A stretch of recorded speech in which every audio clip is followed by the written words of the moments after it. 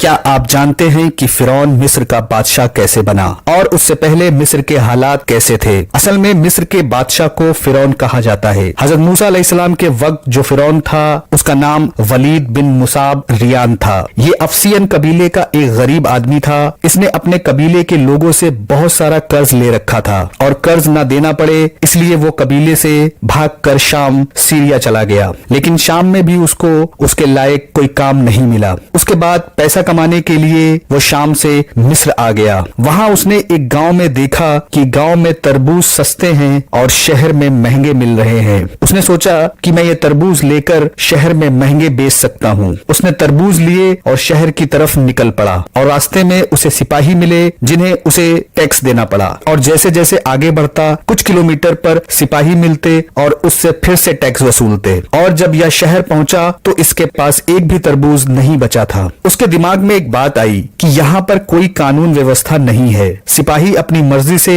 جو مل جائے اس سے ٹیکس وصول لیتے ہیں۔ پھر اس نے سوچا یہاں کا جو فرعون ہے اس تک پہنچا جائے، لیکن اس تک پہنچنے کے لیے اس کے پاس کوئی راستہ نہیں تھا۔ اس وقت مصر میں ایک بیماری پھیلی ہوئی تھی جس سے وہاں کے لوگ کافی تعداد میں مر رہے تھے۔ اس نے اسی کا فائدہ اٹھایا اور وہاں کے قبرستان میں اپنے آپ کو شاہی افسر بتا کر بیٹھ گیا اور ہر مردے پر 5 درہم کا ٹیکس وصولنا شروع کر دیا، اور اس نے کچھ ہی دنوں میں کافی مال جمع کر لیا۔ اتفاق سے بادشاہ کے کسی قریبی رشتہ دار کی موت ہو گئی اور وہ اسے وہاں دفنانے کے لیے لائے۔ اس نے ان سے بھی 5 درہم مانگے، لیکن اسے پیسے تو نہیں ملے بلکہ گرفتار کر کے فرعون کے سامنے پیش کیا گیا۔ فرعون نے پوچھا کہ تمہیں وہاں کس نے بٹھایا؟ اس نے کہا کہ مجھے آپ تک پہنچنا تھا اس لیے میں نے یہ کیا۔ آپ کے ملک کے بہت برے حالات ہیں، جو جس کے من میں آتا ہے وہ کرتا ہے۔ میں نے 3 مہینے میں ظلم اور زیادتی کے ساتھ اتنا مال اکٹھا کر لیا کہ آپ اس بات سے اندازہ لگا سکتے ہیں کہ آپ کے سپاہی اور لوگ کیا کیا کرتے ہوں گے۔ اور اس نے اپنا سارا مال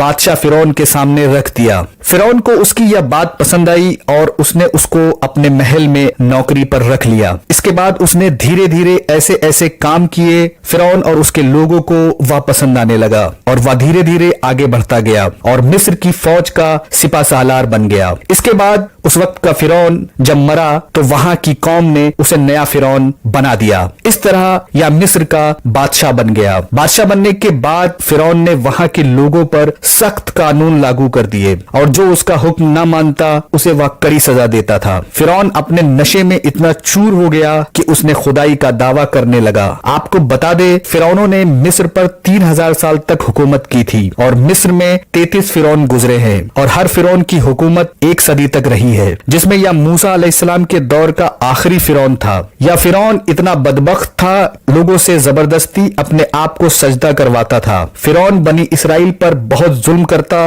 اور ان سے بہت محنت کا کام کرواتا تھا اور انہیں غلام بنا کر رکھا ہوا تھا۔ ایک دن اس نے ایک خواب دیکھا کہ بیت المقدس سے ایک آگ نکل کر مصر کی طرف آ رہی ہے۔ اس نے سارے مصر کو جلا دیا اور بنی اسرائیل کو کوئی نقصان نہیں پہنچایا۔ یہ خواب دیکھ کر فرعون پریشان ہو گیا اور اس نے نجومیوں سے اس کی تعبیر پوچھی۔ نجومیوں نے بتایا بنی اسرائیل میں ایک بچہ پیدا ہوگا جو تیری بادشاہت کو ختم کر دے گا۔ اس کے بعد فرعون نے حکم دیا کہ بنی اسرائیل میں جو بھی لڑکا پیدا ہو اس کو قتل کر دیا جائے۔ اس طرح سے بنی اسرائیل کے ہزاروں بچوں کو قتل کر دیا گیا، مگر جو اللہ کرنا چاہتا ہے اسے کون روک سکتا ہے۔ حضرت موسیٰ علیہ السلام کی اسی سال میں پیدائش ہوئی جب بچوں کا قتل عام ہو رہا تھا۔ ان کی ماں کے ذہن میں اللہ نے یہ خیال ڈالا کہ موسیٰ کو ایک صندوق میں رکھ کر دریائے نیل میں چھوڑ دو، اور یہ صندوق دریائے نیل سے بہتا ہوا فرعون کے محل کی دیوار سے جا لگا۔ فرعون کے گھر والوں نے صندوق کو نکال کر فرعون کے سامنے لے آئے۔ جب اس صندوق کو کھولا گیا تو اس کے اندر ایک خوبصورت بچہ نکلا۔ فرعون کی بیوی آسیہ نے جب اس بچے کو دیکھا تو دیکھ کر بولی یہ بچہ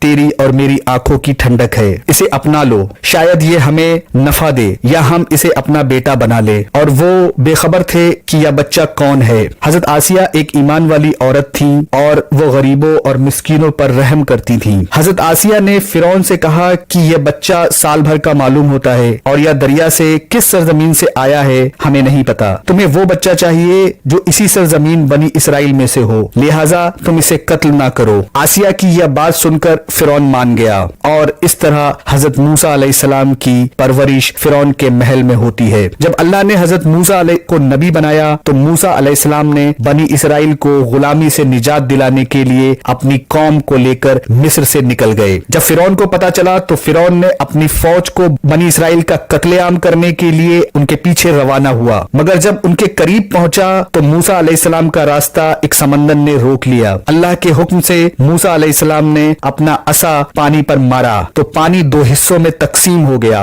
और हजारों की तादाद में बनी इसराइल समंदर में बनने वाले रास्ते से पार हो गए। और जब फिरौन की फौज ने इनका पीछा करते हुए इस रास्ते से गुजरना चाहा तो अल्लाह ने समंदर के पानी को आपस में मिला दिया। फिरौन और उसकी फौज डूबकर हलाक हो गई और जब फिरौन डूबने लगा तो बोल उठा कि मैं इस बात पर ईमान लाया कि तेरे सिवा कोई माबूद नहीं, और उससे कहा गया कि अभी मानता है, हालांकि तू इससे पहले बड़ा फसादी था और आज हम तेरी लाश को बचा लेंगे ताकि आने वालों के लिए निशानी बना दे। जिस फिरौन की लाश को पूरी दुनिया के लिए इबरत बनी हुई है वो कभी अपने आप को खुदा होने का दावा किया करता था। वीडियो पसंद आया हो तो लाइक और शेयर करें, चैनल पर नए हैं तो सब्सक्राइब जरूर करें।